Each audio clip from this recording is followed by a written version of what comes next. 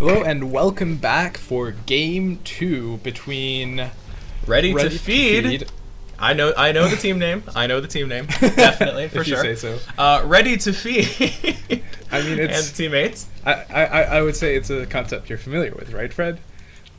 Yeah, especially when I play against Blitzcrank. Yeah. We see some of the same bans coming out, though not very surprising. These are going to be some target bans. The Lulu, the Anivia banned out by the teammates, and the Kale first ban coming in from Ready to Feed. We will see what they continue on to ban. Nothing too exciting to talk about the bans just yet, though. Yeah, well, yeah, targeted as we saw before. Violet targeted at Green Bay, Kale targeted at Pinducky, but I mean, you can't really ban those guys out as far as I can tell. And the Nautilus taken away from Silly Mino, so they don't really want to deal with that support Nautilus, who does do, in fairness, quite a bit of work in lane. Oh yeah. But again, the Volibear ban coming through. That is going to be targeted at Green Bay. Yep.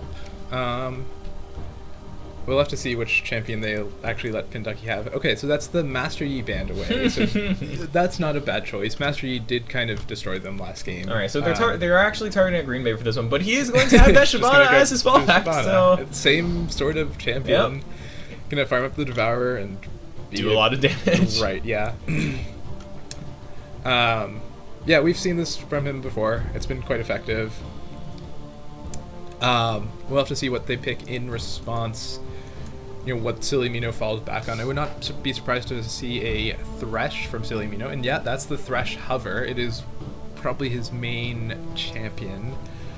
We'll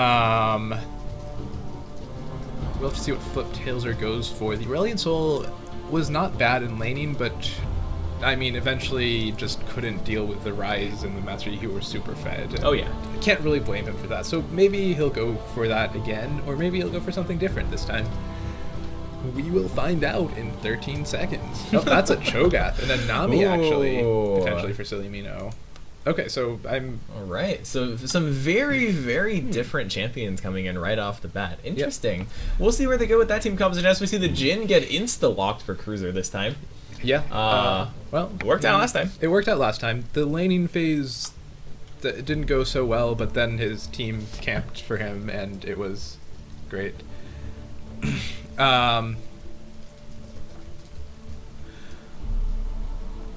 Let's see. We will see what Falsecut decides to lock in, but so far going with some very similar ideas. The Shyvana is very similar to the Master Yi in that Shyvana just wants to farm up and stack that Devourer and just kind of go ham. The Jhin insta-locked right away. It worked out pretty well for Cruiser last game. No reason to really change that. And we do see the Jhin Morgana getting locked in. We saw this lane a bunch of times yesterday, and it's pretty a very good. Strong lane, yeah. It is pretty good. Yeah, we've talked about it before. However, this could be a Nami Caitlyn lane coming in. That's a difficult lane to deal with. It's an old classic, I want to say. Nami with the E, buffing up Caitlyn's auto attacks. Caitlyn with the longest auto attack range in laning phase, at least. Can bully around a little bit, and I mean, Morgana can Black Shield and like step on her traps, but aside from that, not a ton to do about Caitlyn. Her laning is very strong. I'm yeah, that'll be an interesting that'll be an interesting lane matchup. I'm actually kind of excited to see where that goes. And this is going to be kind of a sort of very skill-based dance in the bottom lane. Now on the other hand, we saw Heki insta-lock that Azir. Yeah, that was pretty fun. Ban the Azir this time. Yeah? Heki's gonna be very happy. Loves to play that champion. Oh yeah, interesting.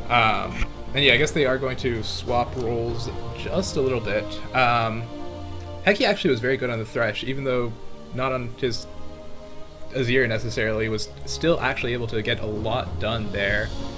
We saw a really nice play where he saved both carries. Yeah, absolutely. And Pinducky is going to get put back on that Rise again. Yeah, was very effective. And we see the Rise Tryndamere matchup again. Last time we saw how that went. Another Tryndamere. So that's a mid lane Cho'Gath then. Probably gonna go AP. Maybe Rod of Ages into like other AP stuff. I don't know. I like Rod of Ages Cho'Gath. You don't. I mean, it's not bad. Right now, Rod of Ages is an insanely strong item, though. Yeah, so, like, I figure you should get it. I historically have not been one for Rod of Ages Cho'Gath in general, just because I think he benefits more from other items and other stats. But it's really hard to deny that Rod of Ages is in a really strong place right now, and it's not a bad item for him at all. I've always loved it, to be honest. So I don't necessarily agree with Fred here, but yeah. Okay, now something interesting that we do see, you pointed out a little bit earlier, that we do see the same top lane matchup with Pinducky and Integration. Do we have any reason to believe, Adam, that this is going to go differently this time? I'm not convinced, unless Haim Fisu actually ganks a lot more early on. By the time Haim Fisu was pressuring that lane, it was kind of too late. Pinducky had already gotten his items, already scaled up and become a really powerful Rise. So I think maybe we have to look for Haim Fisu to camp that lane early in the game. Yeah. Otherwise, I don't see that going any differently. Yeah, like we saw last game that eventually, like even without a whole bunch of kills, Pinducky does get strong enough to just 1v2 at some point. Yeah, and maybe not survive, but get a kill in that situation. So yeah, I think you're totally right. If anything has to happen in that lane to put Integration ahead of where he was last game, it has to be that. It has to be before the Rise can really get going. Now, I want to talk about team scaling for a second. I think again, Teammates has a really scary late game. That's looking pretty good for me. I mean, it's like last game, except Azir in place of Ezreal and Shyvana in place of Master Yi. Shyvana scales really well, just like Master Yi, and Azir he scales incredibly well. Once he has some items, his Sand Soldiers do so much damage. Yep. It's really nasty. Caitlyn scales depending on how you peel for her. She has a range, but she doesn't really have a ton of steroids. Like, her only real steroid-y thing is Headshot. Yeah, and I am a little bit concerned about how Swordplay is going to be able to get that Shyvana out of the picture. Well, I don't think you can, especially Shyvana taking the exhaust. Green Bay is just going to look to dive onto Swordplay over and over again. That's pretty much his job this game. If he can trade his life for Swordplay, that's completely worth. Yeah, that's totally okay, because then the rest of the team led by Pinducky is still going to just be able to charge through and clean up the rest of that fight. So yeah, this is a really good late game scaling team composition. Very good pick potential with the Morgana Jhin as well as the Rise. Plenty of damage, no lack of damage there, and Shyvana does naturally get much tankier than that Master Yi. So that's going to be pretty cool. That is a nice team composition that they put together. What about the other side, Adam? What do you think? Their mid-game spike is pretty nice, I guess. Cho'Gath is strongest in the mid-game before his damage starts to fall off. Though, I mean, it's always a very situational sort of thing. He's completely skill shot reliant, and he has kind of clunky skill shots. If he can land them, he does a ton of damage. If he can't, he doesn't really do much. Mm-hmm. Now, the thing I kind of like about the Cho'Gath in this situation is that Cho'Gath is a mid lane carry that can serve also as a secondary peeling purpose. That's true. You can totally rupture the Shyvana after the Shyvana dives in, and that's not going to be super duper difficult. Yeah. If all she wants is jump on the AD carry, then you know exactly where she's going to be. I'm kind of worried though, because I don't think there are any winning lanes here, except maybe Nami Caitlyn, but that's like a toss-up to me because Jhin Morgana is very strong. I don't really see them as having like winning lanes for ready to feed, and the scaling is definitely in favor of Teammates. I don't know if I necessarily agree with that. I don't know if there's that much that Azir can do to a Cho'Gath early, honestly. I don't think that Cho'Gath can punish him early though. It's certainly not a losing lane for Cho'Gath. Like the issue with Cho'Gath is he's melee. So like Azir can poke him down a little bit. I mean, his damage isn't great in the early game, but I don't really see what Cho'Gath can do to Azir. Like, as long as Heki positions well, and I mean, I've seen Heki on his Azir before. Yeah, that's true. Really that is a good point. That is a good point. So yeah, like I think I think that lane will go somewhat even, but who knows? It depends partly on the jungle pressure. top lane, we saw what happened last time we had this matchup. Yeah, that's gonna be there's going to be a lot of pressure on Fisu to relieve some of that pressure. Right. Apologies for the lack of better word choice there. In Um, that top lane. Yeah, and what we saw last game was they didn't really need a split pushing threat to deal with the Tryndamere because they could just, or rather they had one, which was Pinducky on his rise. He just vastly outfarmed integration and as a result was really powerful. Yeah. Not, I don't think it's real. I can't put too much of this on integration. I don't think that's a good matchup at all. No, it's not a good matchup. It's really not a good matchup. Yeah, so I think Ready to Feed wins through the mid game somehow. Like they group up, push down turrets. That's what Caitlyn does well. Nami can set up some zones and can peel very well. Yep. Cho'Gath can set up zones. Yeah. And that's actually good. I like that you brought that up because they do have a much, much better siege potential. Yeah, the siege is... Well, the actually, the teammates. siege is not bad from... Azir is very good at sieging, They have but Azir, it's really but- hard to compete with Caitlyn, Nami, and Cho'Gath. Yeah, exactly. And Caitlyn can always set up her traps. She's really good at both sieging and breaking sieges because of her traps. Yeah. Here's a little tip for you Caitlyn players out there. Now, it's kind of it can be kind of tempting when you go to place down a lot of traps to kind of like space them out a little bit. Don't do that. Unless like you want to cover as much area as possible for a specific purpose. If you're putting traps in a bush, for example, to try to cast someone out, don't space out your traps. Just put them right next to each other. People are going to walk into them. There's not going to be any way to get out of them. And you've pretty much guaranteed yourself for BCC. Now, we do see the teammates grouping up again. If you're going to place trap... Ooh, good binding. Good binding onto Fisu. And that is going to be... Oh, God. That's rough. That's a tier. Ooh. He can get it. He can go back and finish tier. That's painful. That's going to be very painful. That was like pretty much the perfect person to get first blood onto. Oh. Ooh, really good binding from False Cut. Yeah. Oh god, what was I going to say? If you put traps in a brush, just place them where the people are going to walk. Now you can't trap under a trap that someone stepped on. That doesn't work. Yeah, thank God. They fixed that. Like there's a small window where you can't pop another trap, even if you're like spell shielding it. It's actually really annoying if you're playing Morgana in this exact scenario because you against old Caitlyn you could just walk across all the traps and they'd all go off. New Caitlyn, that doesn't actually happen. It's kind of frustrating. Yeah. But yeah, like if you want to catch people out with traps as Caitlyn, just put them right next to each other. There's no reason to spread them out in that scenario. Now, if you're going for a siege, absolutely spread them out. Oh, cover yes. the whole area. Yes. I think it's a very situational thing, to be honest. Yeah. Like it's not always best to stack them all. It's not always best to like not stack them. If you want to block a path, that's where you space them across the path, and like even then you keep them relatively close to each other, so there's nowhere to walk. Yeah.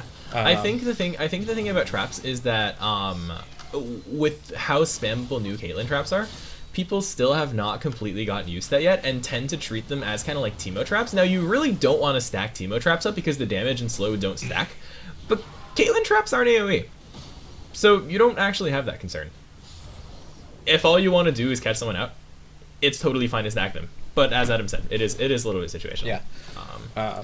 That being said, the traps are pretty much one of the best tools in the game, if not the best tool in the game for... Ooh, Silamino landing that Nice Aqua bubble. Prison. Gonna trade a bunch of damage. Actually, Cruiser is going very low. Swordplay doing a very, very good job of keeping the pressure on. Yeah, I mean, the extra range from Caitlyn makes her really annoying in the laning phase, especially if like if you are paying attention as Caitlyn, like auto attacking the enemy champions whenever they go for CS, whenever they root themselves for their auto attacks, basically. Yeah. Integration getting forced out. Ooh, Early integration. Integration actually ran slightly too far back for that one. Pinducky did not take minion aggro. Integration is taking minion aggro for that one right now, so that is going to be a good trade for Pinducky there, forcing integration out. Ooh. Okay, well, if you get hit by Rupture, you're going to get punished, obviously. You kind of have to dodge Rupture. Sometimes it's hard to dodge if like it's placed right on top of you and you're rooted because you're auto-attacking something. Yeah. The auto attack delay is actually a really important mechanic, especially for you support players out there. One basic thing you can do to make yourself a much more effective support in lane, obviously much easier on a ranged champion, is whenever the enemy AD carry goes for CS, auto attack them. Yep. Whenever the enemy AD carry walks forward for CS, walk forwards towards them at the same time. This helps put the pressure on, this helps keep the zoning on, and this makes them second guess every CS they're going to take. It is a very, very effective strategy for just basically tilting the enemy to carry. If you can hit them every time they get a CS. Now, Cruiser is going to miss that one. Swordplay has the slow on those Caitlyn auto attacks, and oh, those are going to be some really painful trades for the teammates. Yeah, I mean, we talked about this before. Caitlyn Nami, very strong lane from like way back when Nami was released, basically. Just because she can put the E on the Caitlyn. They're looking for something, but it's worded up, yeah. And Caitlyn, with her long auto attack range, has very little difficulty getting that extra damage and the slowdown from Nami's E onto the enemy champion. Yep.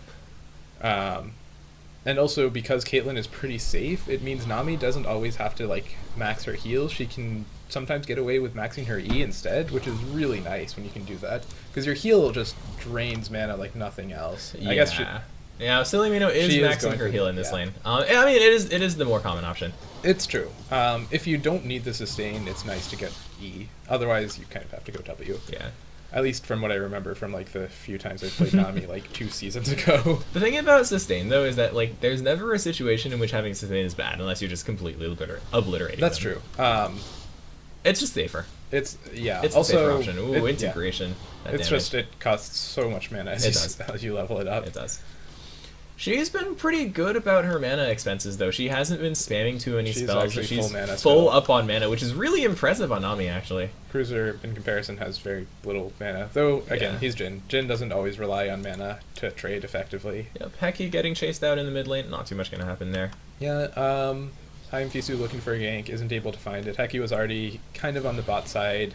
Ooh, Swordplay getting hit by that binding, going to get double bound. The Torment slowly goes down, but he's not in range for too much damage, so that's alright. Now we see some action happening in the bottom side jungle, but Fisu pushed back by Green Bay. Yeah. Green Bay, again, with a pretty sizable farm advantage, because, well, he's just been hard farming while Fisu has been trying to gank a little bit. Yeah, and we do see that Fliptailser is going to be able to get a bunch of damage down. Now, those ranks in W are coming out. That Cho'Gath Silence has a pretty surprising amount of damage. Yeah, Heki has to be careful of, like, Fliptailser landing a Rupture, because then I think he can just completely burst down Heki. Otherwise, Heki should be safe, but if he gets hit by Rupture, Flash, Feast, W is that will take him down from probably slightly less than half HP, because remember, he also has the Thunderlords. Now, we do see Silly Mino getting caught out a little bit by Green Bay. Gonna land a very, very nice bubble to get herself out of that situation. Green Bay is not level 6 yet, doesn't have Draken. Actually burned the exhaust in that gank. We didn't actually talk about it, but Green Bay took exhaust. We talked about it. Oh, right, we talked about it. We did talk about it. No worries. Yeah. In any event, just going to exert a little bit of pressure in that lane. The exhaust will, well, we'll see if it becomes relevant. Ooh, landing another good bubble onto False Cut. That's a big trade going, but Silly Mino gonna get bound up by the Dark Binding. Cruiser is putting down the damage, but Cruiser is very, very low. Swordplay going super low as well, actually. I don't think Exhaust was used onto the right person there. And Swordplay, with the assistance of that Ebb and Flow, is going to pick up a kill in that very, very close bot lane situation. Yeah, overall, just outplayed, I think, by just outplayed. Ready to feed. Oh man. So Nami's sustain coming in pretty huge, and just Nami Caitlyn is nasty to deal with. Yeah, exactly. And that is like one of the really nice things about maxing that Ebb and Flow. It does give you, it does give you a big advantage in like fights like that where you can get the heal and the damage off at close range. That ability is so efficient. That is why that ability costs so much mana. And we see Green Bay coming in. Ooh, Swordplay is going to take a lot of damage from that Jhin ultimate, and I think he's actually going to go down. Can Silly Mino get herself out of this situation? The Shyvana has red buff. Can the bubble land? The bubble does land. Red buff is still ticking though, and the burnout's gonna come in. Is Green Bay gonna want to go in? I don't think he wants that. Yeah, about 3 turret shots from dead. Probably not the best idea. Alright. That's not bad though, making the most out of that situation. Yep. Yeah, good Jhin ult. Swordplay flashed and died anyways, because just a nice turnaround there. You always have to be careful when you're staying, even when the Jhin is low. If he has level 6, you have to be careful with that if you're kind of low. And both Nice harass from Fliptails, Yeah. actually. I mean, this is why I say that Azir doesn't do very much to Cho'Gath in this lane, because Cho'Gath can sustain up. Cho'Gath has the range to harass. Like, Azir has the range poke as well, but Azir can't auto-attack a minion and heal for like 50 HP every time. So... True. Also, the Catalyst helps with that. The Catalyst helps, the Feast is going to help, and eventually Fliptails is just going to be too beefy for Heki to, like, do too much damage to in this lane. I don't know, once Heki has a Nashor's Tooth, it should help him quite a bit. It's going to help, it's going to help, but I still don't think he's going to find the upper hand in these trades. Yeah, in any event, despite it seeming like Fliptails is getting the advantage in trades, Heki is even in CS, so he hasn't actually fallen behind, and I don't expect that he will. He is on a ranged champion. He should be pretty safe, unless he like gets poked down and then gets hit by the opportunistic rupture.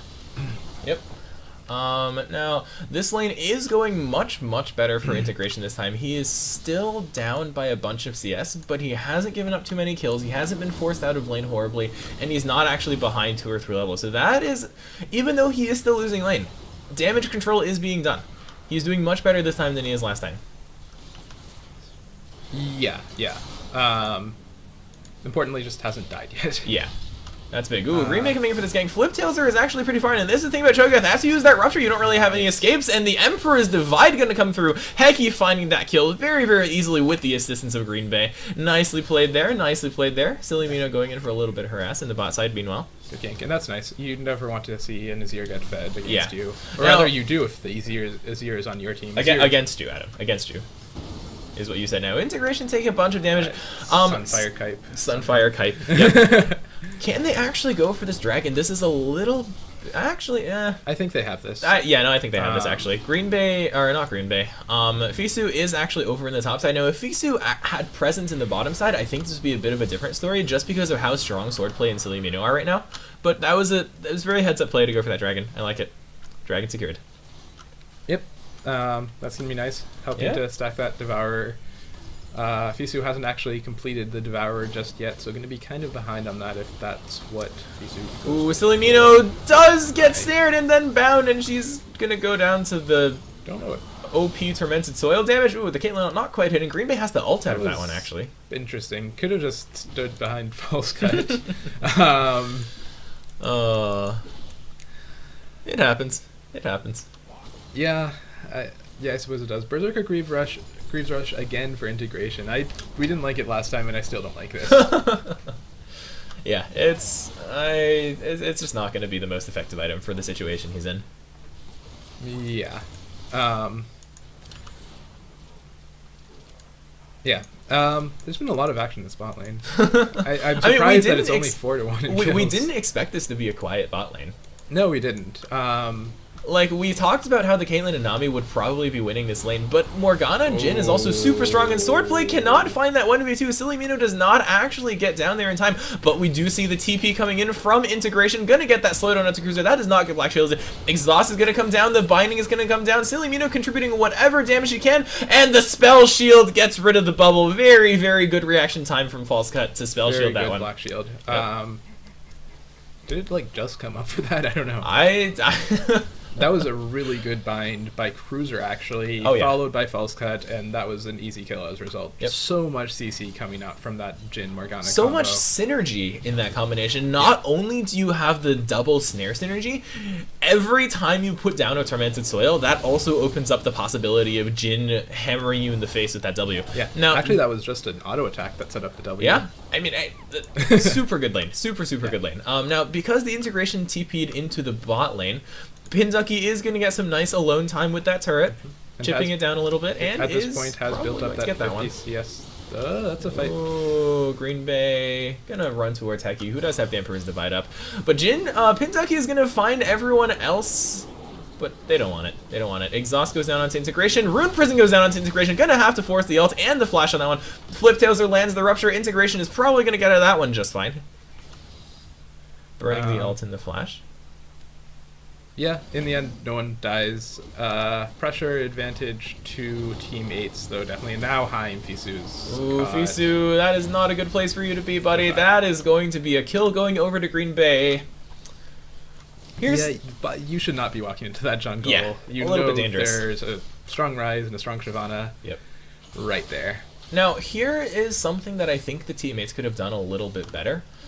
When Pinducky was hammering away at that topside turret, Falsco taking damage, Swordplay getting stand up, forced to burn the Nami up, but the Soul Shackles is going down, actually forces Silly Mino's flash, and Falsco going very, very low, the flash auto attack not going to find the kill, but the minion aggro is, and Cruiser trading back one more kill onto Swordplay, the snare just barely does not hit, Silly Mino gonna walk out of that one.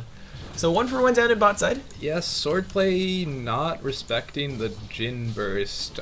Cruiser had 2 bullets left, which lets him do the really nice burst combo of auto, Q for the reset, and then your crit. Yeah, and Swordplay actually flashed forward to find that kill. Right, flash forward for the kill, but not really worth it. Yes, you get the kill, but it's Cruiser who gets to build an experience and farm lead because Cruiser is the one still alive. Yeah, exactly. In that situation, probably the better play there would have been to be happy to just take that trade, sit back, throw out the ultimate, and just farm, knowing you have that 1v2 advantage, having sent them Morgana back to lane. Hacky going a little bit aggressive, knowing that Green Bay's on the back. Actually, that was kind of cool from Hacky. Dodged the rupture by actually going in onto Flip Tails there, and is able to win the trade as a result. Wins the trade by auto-attacking, too. Yeah, well, he doesn't actually have Natural Tooth. No, he doesn't. I was going to say something about Natural Tooth, but I guess not. Not yet. Not yet, Adam. Did get some soldier auto attacks off, though. Yeah. Do have to note, Flip Tails are going for the Merc Treads means that Rod of Ages is pretty delayed. Integration. Integration is forestalled. Yeah. We've seen this before. That's just a painful matchup, and especially with that early Berserker's Greaves, I really, really disagree with that decision from Integration. There's just not that much he's going to be able to do to the Rise. Like, I would have much preferred to see something like an early Hex Drinker. Right, I was about to say, Hex Drinker would have been such a good itemization choice early on. It is so efficient. Okay, Silly Mino landing the bubble again. Gonna dissuade a little bit of pressure, and they're just gonna walk away. But yeah, the Hex Drinker, like, I still don't think he'd be able to fight with the Hex Drinker, but it would prevent him from just being completely bodied in situations like that. Integration, you gotta be a little bit careful there, but Fisu is coming around the back now. Integration does not have ult this time, not quite. Pinducky out of mana. Yeah, though, that's so the probably thing. have to back off? Never mind, just staying for some reason. Sitting on 80 some odd mana, down to 60. Down to 60. All right, I don't think he's gonna want that. Yeah, I think he should back off. But still, such pressure. Oh my god, these bindings keep landing. Yep. The skill shots have been very good, to be honest, in this. From both sides, honestly. On point with both the bubbles and the bindings and the, what is it? Captive audience? No, that's the trap. Death Lotus. Death Lotus is Katarina's ultimate. Something Lotus. I don't. Wait, no. Like, what? Deadly Flourish. There we Deadly go. Flourish. There we go. This is too hard. It's like Lotus traps. Also, apparently, they swapped W and E, so the names are like backwards. Like, it would make much more sense for W to be Captive Audience and E to be Deadly Flourish if you think about it, because W is the one that has like a snare.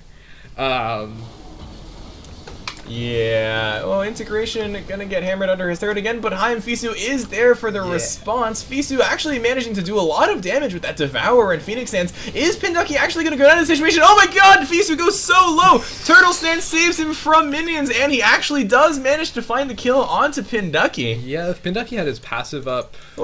he did. He got the shield. He got it in the end, but if he had it up when Fisu came in, he would have actually just killed him straight up. But because he used it... bringing down Integration, didn't have it up, and still almost able to kill Haim Fisu. And like, I feel like we've seen this before, where Fisu ganks top, gets a kill the first couple times, but eventually Pinducky was able to just 1v2, 1v3 and get kills. Yeah, now he didn't get a kill in that scenario. He did not get the kill in that scenario. But it was a lot closer than I think anyone on Ready to Feed wanted it to be. Yeah, Silly Mino gets bound up. That's actually a lot of damage. Thunderlord's Morgana hurts. But Fisu is coming in. Soul Shackle's burned actually. That is another. That's it. Morgana Jin, guys! Morgana Jin! That is some really, really good synergy happening there. I don't know that Silly Mino expected that coming in from the Jin. I don't think so either. Can't really Flamer, you don't really see that coming, do you? No, I mean, it Jin has is, like, way out of 16. vision. It's like 1600 range or something like that, yeah. I think it's more. Is it? I don't know. It's like a full screen. It's pretty ridiculous. Jin. Good champion. Good champion. Yeah. Surprisingly hard to land if you're not used to it, because Yeah. the timing is not really what you expect on that ability. Right.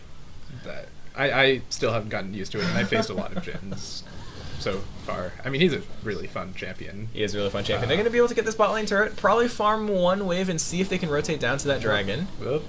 Ooh, but Pinducky goes in onto integration. I feel like I've said that a billion times by now. Oh, man. This time actually has opened an even bigger CS. Yeah, actually, Heki is just going to crush down the mid turret. Yeah, Azir pushes turrets bad. really well. Not bad at all. Heki's actually been farming extremely well. Yeah, he has. He's sitting on a lot of gold right now.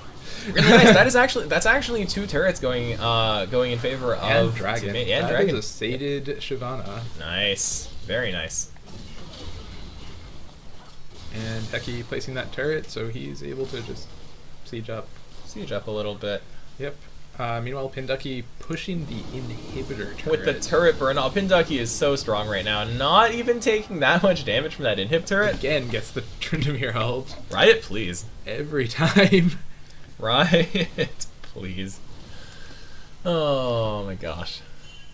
But yeah, it's going to be really hard to deal with him now that he's pushed all the way up to that inhib turret. It's no longer an option to be like, oh, okay, it's fine. We'll let integration just slowly deal with that in farm. Because if you let integration slowly deal with that in farm, you're going to lose that inhib turret. And that is not something that you want to happen. Meanwhile, sieging up in the mid lane.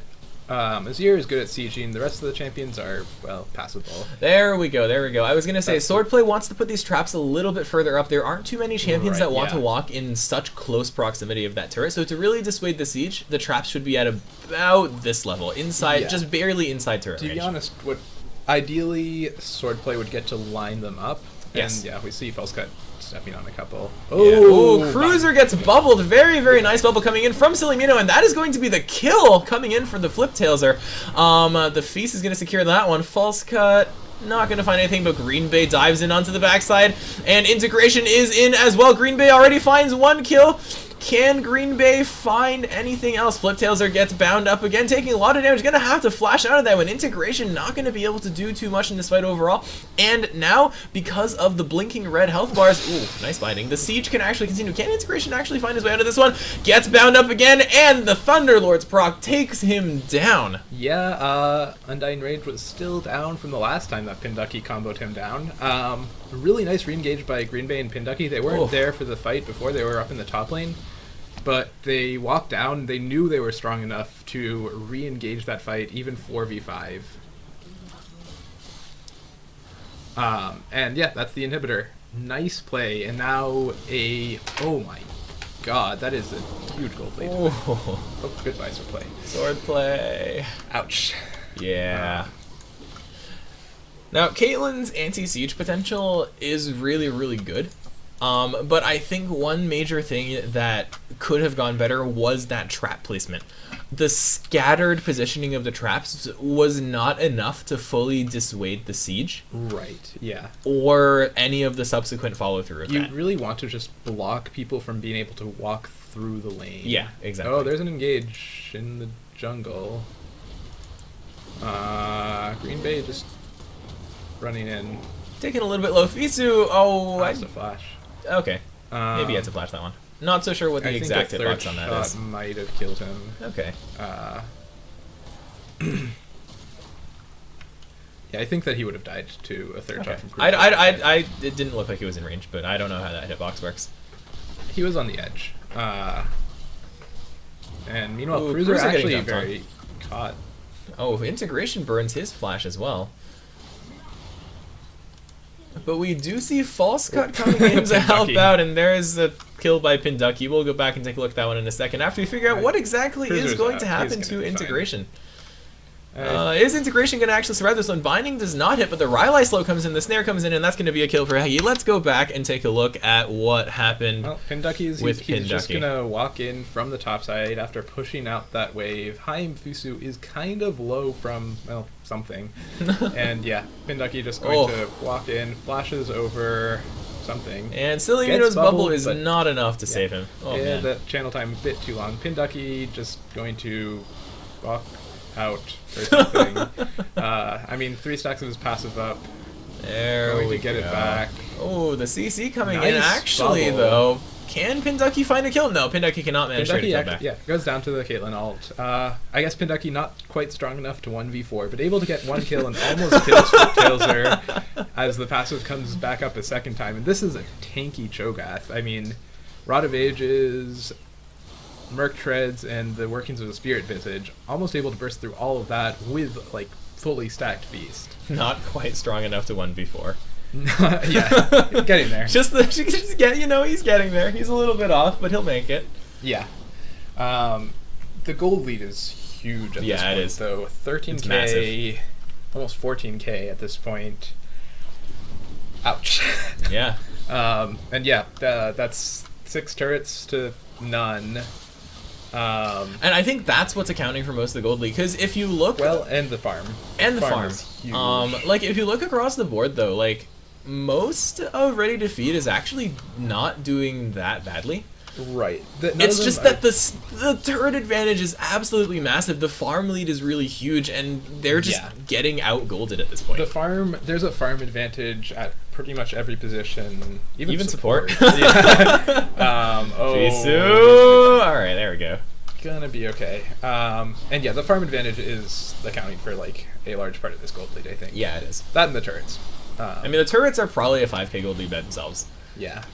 And the rest is the farm, which is Yep. and the kills. As another turret goes down. I feel like this is like the Spanish. Oh, Pinducky gonna get 1 kill, gonna get bubbled. Now Pinducky is Pinducky's 1v4ing under turret, and he's not going to quite be able strong to do enough. that. Not quite strong enough. But he's for bought a this. lot of time for his team. Look at what Green Bay's been able to accomplish on the boss side, getting that inhib turret. Look what Hecky is going to be able to accomplish on the top side. Also, Okay, probably well- going to get that inhib turret. Pinducky does die, but they pick up 3 turrets for it. I'd call that Inner worth. and inhib turret in bot lane, and the last inhib turret in top lane, and able to pick up the top inhibitor as well. And that was a 1-for-1. Worth. Yeah, that is pretty worth. Not quite strong enough to 1v5, but strong enough to 1v5 and let his team get 3 turrets Oh, yeah. and an inhibitor or Yep. 2. Well, that is the very definition of worth, guys. False cut. Going to go down to the Tryndamere. Yep, and we do see a fight Never breaking mind. out in the back Not line. gonna go down Hecky to is the going to get Tryndamere. Caitlyn ulted, uses the Emperor's Divide to disengage. Nobody has actually died in this fight yet. Fliptails are going very, very low. Going to get taken down by Green Bay, but Cruiser is in doing the damage. Swordplay takes a big chunk to the face, does not have that Caitlyn ult. He is actually pretty healthy, so he can continue putting on the damage if the fight continues. Silly Mino actually gets the kill on False Cut with the bubble. Fisu chasing in onto Green Bay, but is going to have to give that one up. Can they do anything to Cruiser before this fight is over? Going to get slowed down by the Spooky Ghost, but steps on the Lotus integration, steps on the Lotus Trap, and that is going to be the end of that. So a valiant effort, a really valiant effort by Ready to Feed to defend their base, but they just got all of their inhibitors knocked down, and it's really, really Yeah. hard to come back from that.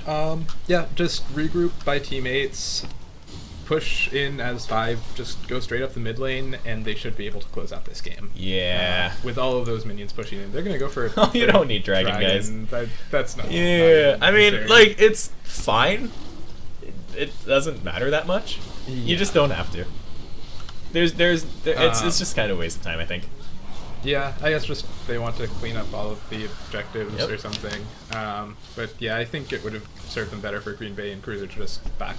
Yeah, even Baron, like, Yeah. if Baron would they be- want to go really overkill, they can take Baron and just push to win. I mean, if Baron is not a bad idea, if nothing else, because maybe you can bait Ready to Feed out of their base, and the minions will just destroy the base. Yeah. Um, But I don't know if that's what they're gonna go for. I mean, Just gonna Hecky take and the Pinducky are just gonna inhib. whack away at the inhib by themselves, and that's 3 hits down again.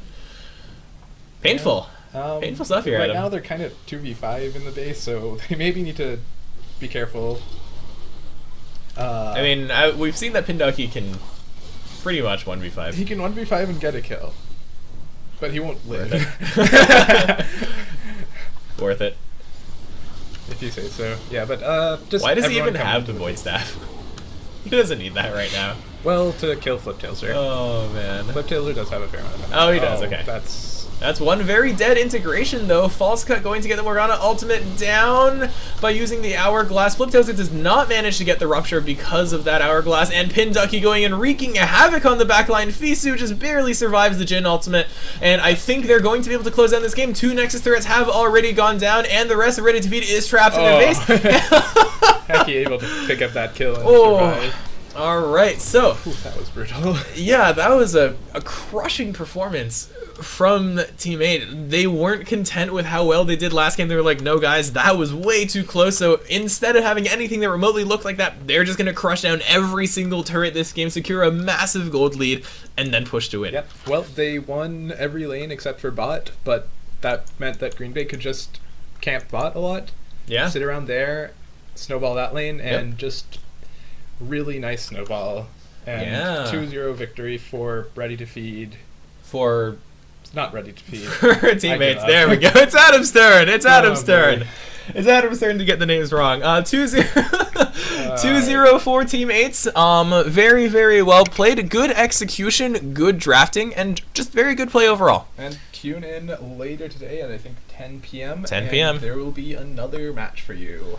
Thank you for watching, and have a nice day. Stay salty, guys. Or don't.